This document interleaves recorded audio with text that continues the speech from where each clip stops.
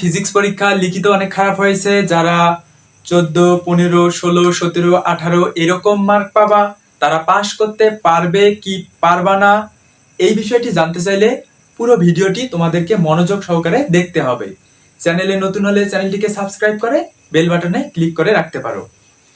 SSC exam 2026 আজকে তোমাদের পদার্থবিজ্ঞান পরীক্ষা অনুষ্ঠিত হয়েছে।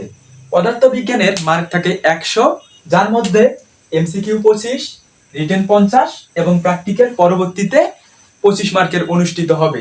তোমরা আজকে ইতিমধ্যে এমসিকিউ এবং রিটেন, এমসিকিউ 25 এবং রিটেনে 50 মার্কের পরীক্ষা দিয়ে ফেলেছো।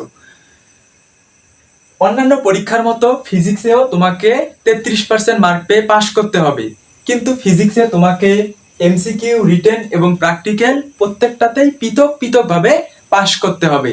তোমার এমসিকিউ এও তোমাকে 33% মার্ক পেয়ে পাস করতে হবে, রিটেনেও তোমাকে 33% মার্ক পেয়ে পাস করতে হবে এবং প্র্যাকটিক্যালেও তোমাকে 33% মার্ক পেয়ে পাস করতে হবে।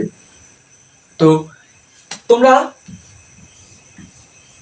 যারা আজকে পরীক্ষা দিয়েছো তাদের রিটেনের দুটো অংশ ছিল, সৃজনশীল যেখানে ছিল 40 মার্ক এবং সংক্ষিপ্ত প্রশ্ন সেখানে ছিল 10 মার্ক।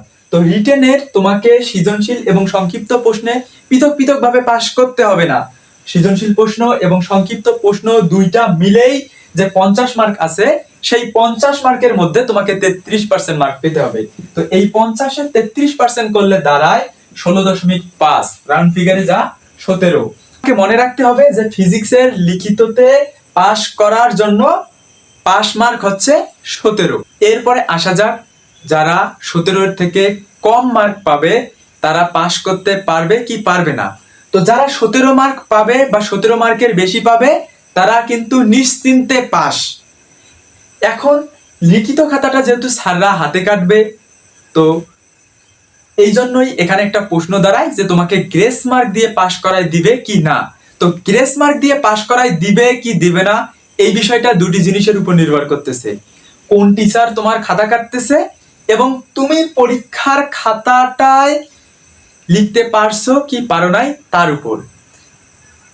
টিচার যদি ভালো হয় কিন্তু তোমার যদি খাতা সম্পূর্ণ ফাঁকা থাকে, অর্থাৎ সাদা খাতা থাকে বা মার্ক দেওয়ার মতো কোনো জায়গা না থাকে, সেক্ষেত্রে কিন্তু ভালো টিচারের কাছে খাতা পড়লেও তেমন কোনো তোমার লাভ হবে না। কেন না, ফাঁকা খাতায় বা মার্ক দেওয়ার জায়গা না থাকলে টিচাররা কিন্তু তোমাকে মার্ক দিতে পারবে না।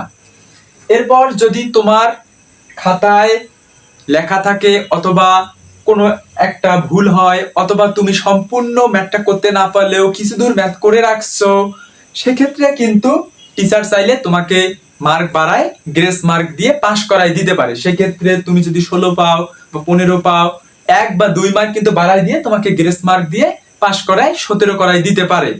তোমাকে অবশ্যই মনে রাখতে হবে যে ফিজিক্সের লিখিততে পাস মার্ক কিন্তু 17 যদি তুমি তুলতে পারো অথবা বেশি তুলতে পারো সেক্ষেত্রে তুমি নিশ্চিন্তে পাস। সম্পূর্ণ ভিডিওটি দেখার পর যদি কোনো তোমাদের প্রশ্ন থাকে সেক্ষেত্রে তোমরা কমেন্টে তোমাদের প্রশ্নগুলো করতে পারো। তোমরা কত মার্ক পাবা, সেই মার্কে পাস করতে পারবা কিনা, অথবা তুমি খাতায় লিখে আসতে পারছো কিনা, সেখানে তোমাকে গ্রেস মার্ক দিবে কিনা, এই বিষয়গুলো তোমরা কমেন্ট করতে পারো। আমি তোমাদের কমেন্টে রিপ্লাইয়ের মাধ্যমে তোমাদের উত্তরগুলো দেওয়ার চেষ্টা করব।